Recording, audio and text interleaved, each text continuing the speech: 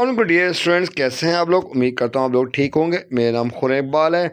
इस लेक्चर हम लोग देखेंगे पॉइजन डिस्ट्रीब्यूशन। ये हमारा लेक्चर नंबर 4 है स्टोकास्टिक प्रोसेस का। ये प्लेलिस्ट बनाया हुआ है, आप चाहे यहाँ से देख सकते हैं। तो चैनल स्टार्ट करते हैं हम लोग। हमारा चैनल है के एजुकेशन कॉर्नर, अगर सब्सक्राइब नहीं कर लिएगा। चलिए स्टार्ट करते हैं। आपके पास जो पॉइजन डिस्ट्रीब्यूशन है उसका फॉर्मूला क्या है, ई की पावर माइनस लेमडा, लेमडा की पावर के फैक्टोरियल।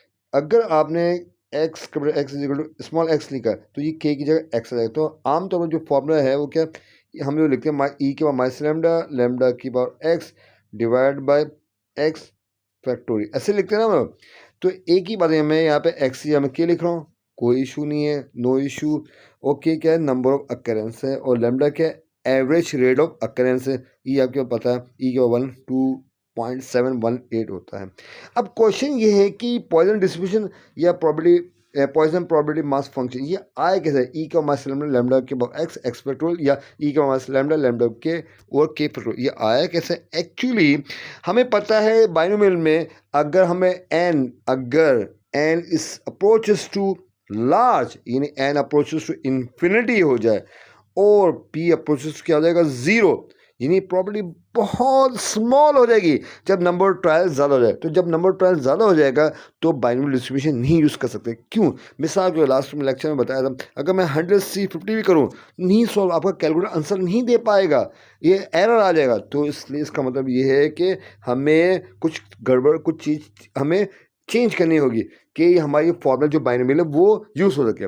तो ये हमें पता है हो गया कि बाइनोमियल में हम क्या कर देंगे, लिमिट अप्लाई करेंगे। क्या अप्लाई करें, लिमिट एन अप्रोचेस टू क्या करेंगे, एन अप्रोचेस टू इन्फिनिटी। और बाइनोमियल का फॉर्मूला क्या है, एन सी एक्स पी की पावर एक्स, क्यू का मतलब 1 माइनस पी की पावर एन माइनस एक्स। अब हमें ये पता है एन माइनस क्या होता है, एन माइनस एक्स होता है। ठीक है, अब ये पता है हमें पी प्लस क्यू किसके बराबर होता है, 1 के। तो क्यू किसके बराबर हो जाएगा, 1 माइनस पी के। तो मैंने यहाँ पे क्यू की जगह 1 माइनस पी लिख दिया। क्यों लिखा, क्योंकि हम यहाँ पे पी को रिप्लेस करेंगे लेमडा और एन। क्यों, क्योंकि देखो आपके पास बाइनोमियल मीन किसके बराबर होता है, मीन हमारे पास होता है, बाइनोमियल का मीन जो है, मैं यहाँ लिख देता हूँ, मीन किसके बराबर, बाइनोमियल का मीन वो है एन पी। तो हम ये मीन को हम लिखते हैं लेमडा। ठीक है, लेमडा।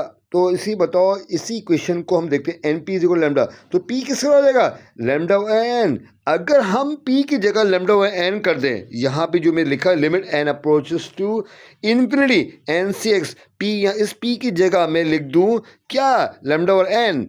अगर मैं ये रिप्लेस कर दूँ पी की जगह, तो क्या कन्वर्ट हो जाएगा हमारे पास, ये फॉर्मूला आ जाएगा। मेरे पास इतना स्पेस नहीं है, मैं दोबारा यहाँ लिख देता हूँ।